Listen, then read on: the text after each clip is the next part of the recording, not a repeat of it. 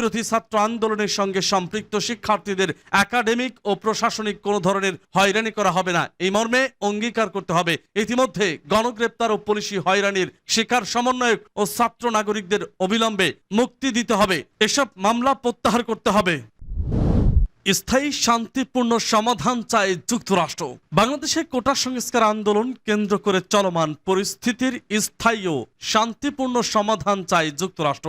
স্থানীয় সময় সোমবার মার্কিন পররাষ্ট্র দপ্তরের নিয়মিত প্রেস ব্রিফিংয়ে এক প্রশ্নের জবাবে দপ্তরের উপপ্রধান মুখপাত্র বেদান্ত প্যাটেল একথা জানান। এ সময় তিনি বাংলাদেশ পরিস্থিতি নিয়ে যুক্তরাষ্ট্র সরকারের অবস্থান তুলে ধরেন। সাংবাদিকদের প্রশ্নের জবাবে প্যাটেল বলেন, সরকারি ও ব্যক্তিগত উভয় ক্ষেত্রেই আমরা বর্তমান পরিস্থিতির একটি স্থায়ী ও শান্তিপূর্ণ সমাধানের জন্য আহ্বান জানিয়েছি। তেমনি শান্তিপূর্ণ সমাবেশের স্বাধীনতার প্রতি আমাদের অটল সমর্থন পূর্ণ ব্যক্ত করছি। বেদান্ত প্যাটেল আরো বলেন, আমরা বাংলাদেশে ইন্টারনেট চালুর বিষয়ে জেনেছি, তবে সামাজিক যোগাযোগ মাধ্যমের পরিষেবাগুলো সম্পূর্ণ এবং নিরবিচ্ছিন্নভাবে জনসাধারণের জন্য উন্মুক্তের আহ্বান জানাচ্ছি, যাতে বাংলাদেশের মানুষ ও যুক্তরাষ্ট্রের নাগরিকরা গুরুত্বপূর্ণ তথ্য জানতে পারেন। এর আগে গত 24 জুলাই ব্রিফিংয়ে সাংবাদিকদের প্রশ্নের জবাবে মার্কিন পররাষ্ট্র দপ্তরের মুখপাত্র ম্যাথু মিলার বলেন, আমরা বাংলাদেশের সাম্প্রতিক সব সহিংসতার নিন্দা জানাই।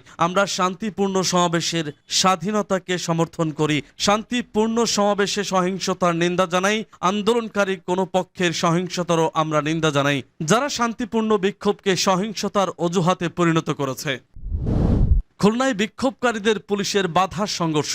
খুলনায় পুলিশের সঙ্গে বিক্ষোভরত শিক্ষার্থীদের সংঘর্ষের ঘটনা ঘটেছে। শিক্ষার্থীরা অভিযোগ করেছেন অন্তত 19 জনকে আটক করেছে পুলিশ। আজ বুধবার দুপুর 1:40 দিকে কয়েকশো শিক্ষার্থীর একটি মিছিল নগরীর নিরালা মোড় ময়লাপোতা মোড় হয়ে রয়্যাল মোড়ের দিকে যাচ্ছিল। মিছিলটি ময়লাপোতা মোড়ে পুলিশের বাধার মুখে পড়ে। সেখান থেকে পুলিশকে উপেক্ষা করে 7 রাস্তা মোড়ে বিএম অর্থাৎ বাংলাদেশ মেডিকেল অ্যাসোসিয়েশন ভবনের সামনে এলে আবার পুলিশের বাধার মুখে পড়ে। এরপর শিক্ষার্থীরা বিএম এর সামনের রাস্তায় এসে বিক্ষোভ করতে থাকেন। পরে পুলিশ তাদের উঠিয়ে দেওয়ার চেষ্টা করলে ধাওয়া পাল্টা ধাওয়া শুরু হয়। একসময় পুলিশি বাধায় শিক্ষার্থীরা সেখান থেকে উঠে যান এবং 7 রাস্তার বিভিন্ন গলিতে অবস্থান নেন। এর আগে পূর্ব নির্ধারিত সময়সূচি অনুযায়ী দুপুর 12টার দিকে নগরীর রয়্যাল মোড় এলাকায় শিক্ষার্থীদের জড়ো হওয়ার কথা ছিল, কিন্তু পুলিশের অতিরিক্ত কড়াকড়ির ফলে শিক্ষার্থীরা রয়্যাল মোড়ের আশেপাশে ভিড়তে পারেননি। শিক্ষার্থী মনে হলেই পুলিশ তাদের জিজ্ঞাসাবাদ করেছে। শিক্ষার্থীদের অভিযোগ, সেখান থেকে খুলনা বিশ্ববিদ্যালয়ে কেমিস্ট্রি 20 ব্যাচের তানজিম তালহা সহ অন্তত 19 জনকে আটক করেছে পুলিশ। এদিকে মার্চ ফর জাস্টিস কর্মসূচি ঘিরে খুলনার রয়্যাল মোড় ময়লাপোতা মোড় সহ বিভিন্ন মোড়ে বিপুল সংখ্যক পুলিশ মোতায়েন করা হয়েছে। জানতে চাইলে খুলনা মেট্রোপলিটন পুলিশের উপকমিশনার তাজুল ইসলাম বলেন, এই মুহূর্তে ঝামেলায় আছি, পরে কথা বলবো। আন্দোলনকারীদের ওপর গুলি না চালাতে রেট আদেশ হচ্ছে না আজ। আন্দোলনকারীদের ওপর গুলি না চালানোর নির্দেশনা এবং কোটা সংস্কার আন্দোলনের 6 জন সমন্বয়কের ডিবি হেফাজত থেকে মুক্তির নির্দেশনা চেয়ে রেটের আজ শুনানি বুধবার হচ্ছে না। বেঞ্চের জুনিয়র বিচারপতি SM মাসুদ হোসেন দোলন অসুস্থতার কারণে ছুটি নিয়েছেন বলে শুনানি হচ্ছে না বলে জানা গেছে। বিচারপতি মোস্তফা জামান ইসলাম ও বিচারপতি SM মাসুদ হোসেন দোলনের হাইকোর্ট বেঞ্চে রিট আবেদনটি শুনানির জন্য আজকের দিন ধার্য ছিল।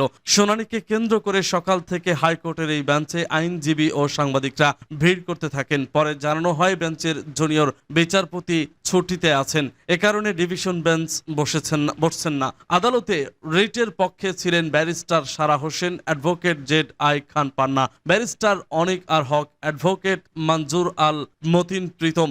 রাষ্ট্রপক্ষে ছিলেন attorney general AM Amin Uddin, অতিরিক্ত অ্যাটর্নি জেনারেল SM মনির, অতিরিক্ত অ্যাটর্নি জেনারেল শেখ মোহাম্মদ মোর্শেদ ও অতিরিক্ত অ্যাটর্নি জেনারেল ব্যারিস্টার মেহেদী হাসান চৌধুরী।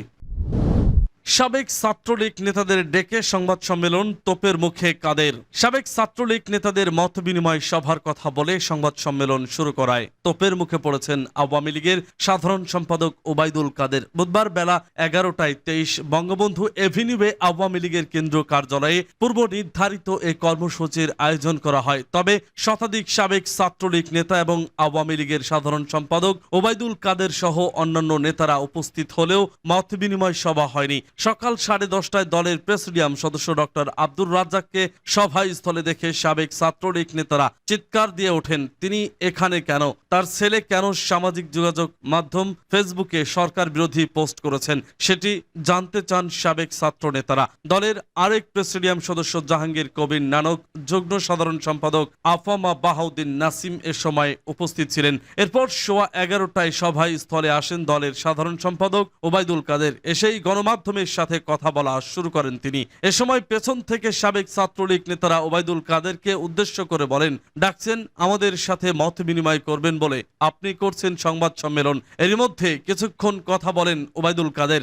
নেতাকর্মীদের হট্টগোল এক পর্যায়ে কথা শেষ না করে তার অফিস চলে যান ওবায়দুল কাদের। এতে আরো ক্ষিপ্র হয়ে সাবেক নেতারা বিভিন্ন স্লোগান দিতে থাকেন। পরে দলীয় কার্যালয়ের নিচতলায় জড়ো হয়েও ভুয়া স্লোগান দেন। বক্তব্যে ওবায়দুল কাদের কোটা আন্দোলনের নামে যারা নারকীয় ধ্বংস চালাচ্ছে অভিমান ভরে সব নেতাকর্মীদের একসাথে প্রতিরোধ করার আহ্বান জানান। তিনি বলেন, আওয়ামী লীগ দেখবে মাঠে কারা থাকে, পার্টি অফিসে বসে থাকতে দেওয়া হবে না।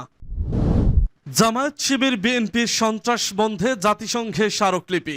বাংলাদেশের জামায়াত শিবির বিএনপির সন্ত্রাস বন্ধে সহযোগিতার আবেদন সহ একটি স্মারকলিপি জাতিসংঘের মহাসচিব অ্যান্থনিও গুতেরেসের কাছে জমা দেওয়া হয়েছে। নিউ ইয়র্কের জাতিসংঘ সদর দপ্তরের সামনে যুক্তরাষ্ট্র, Awami League, Bangladesh liberation war veterans, 1971 US এর সহ মুজিব আদর্শে উজ্জীবিত বেশ কয়েকটি সংগঠনের সম্মিলিত উদ্যোগে এক সমাবেশ থেকে এই আবেদন জমা দেওয়া হয়। একই সঙ্গে গত সোমবার জামায়াত বিএনপি শিবিরের তাণ্ডবের প্রতিবাদে ডাকা হয় সমাবেশ। পরে সমাবেশ স্থলে এসে জাতিসংঘ মহাসচিবের পক্ষে পদস্থ কর্মকর্তা আদিত্য অধিকারী এই স্মারকলিপি গ্রহণ করেন। আওয়ামী লীগ নেতা ডক্টর প্রদীপ